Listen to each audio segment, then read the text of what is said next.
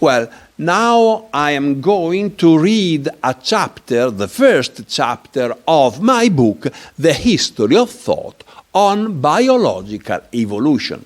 And the topic is very, very interesting. The title is On the Three Unexplainable Facts That Cast Doubt Upon the Creation.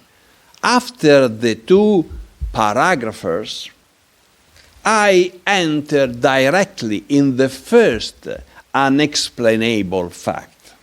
The title is The Great Diversity of Animals and Plants. Now I read.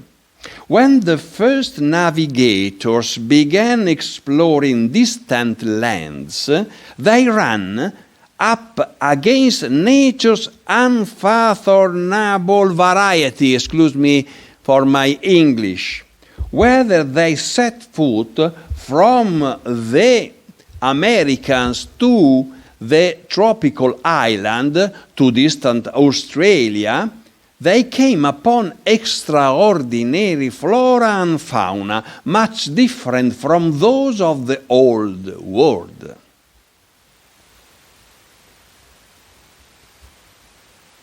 The diversity of the animals and plants was enormous, much more extreme than could have been expected.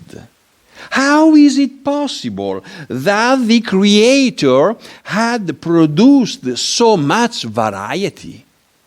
And even stranger, if the Creator had been the author of the great flood, how had Noah managed to gather all the extraordinary variety into one single ark?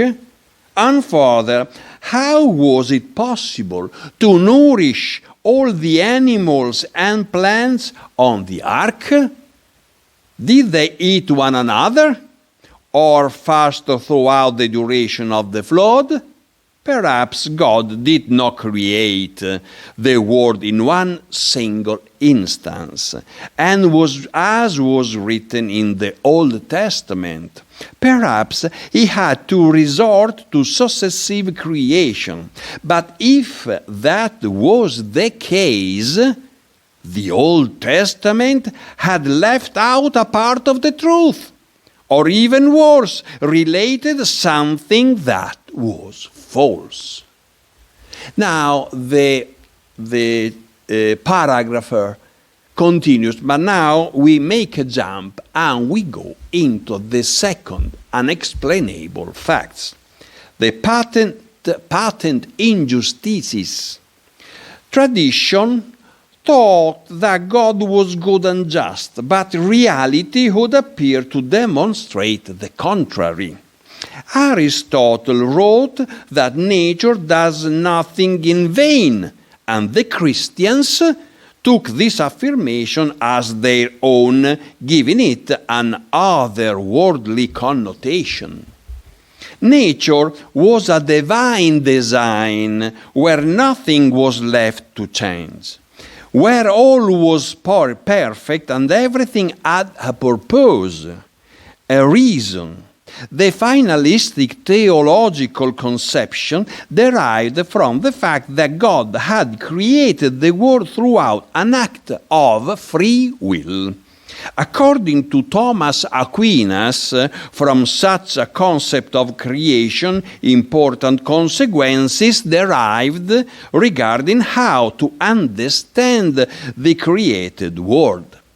Because God had produced it by means of an intelligent and free act, all things were true and good. Now make a little jump. But nature, far from being just, often appeared hostile and harsh.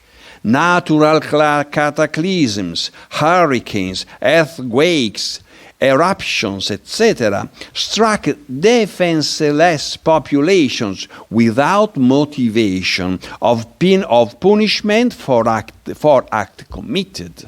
Furthermore, the more one observed relationships between living beings, the more one discovered tremendous injustices.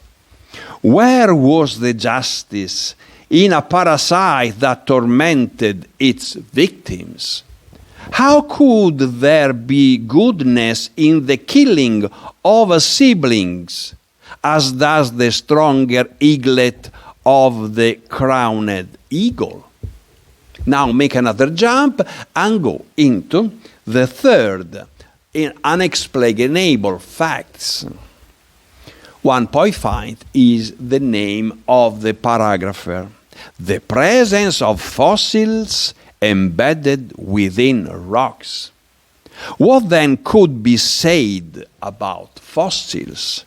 What were those strange formations, perfect copies of crania and bones of beings, often enormous and monstrous, surfacing out of certain rocks? Were they perhaps oxys of nature, disseminated here and there by God to confuse mankind's common sense? Or were they vestiges of ancient cataclysms that occurred in remote times? Did great catastrophes and new creation follow one after another in time? Perhaps in antiquity it was thought certain cataclysms alternated with successions of new, more progressive creations. But this would mean that the Creator had operated more than once, and there was no trace of this in the Old Testament. On the one hand, the paleontological finds appeared to validate the hypothesis of the Creator's will to proceed toward an end. On the other, this eventuality would necessitate a succession of creation in clear contrast with that was believed. There were two possibilities.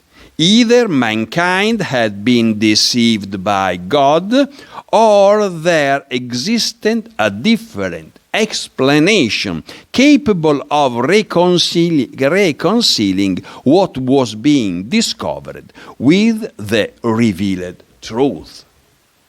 In the next video, I will read some other parts of other chapters. Read the book The History of Thought on Biological Evolution by Pier Giacomo Pagano. You can buy it online on Amazon.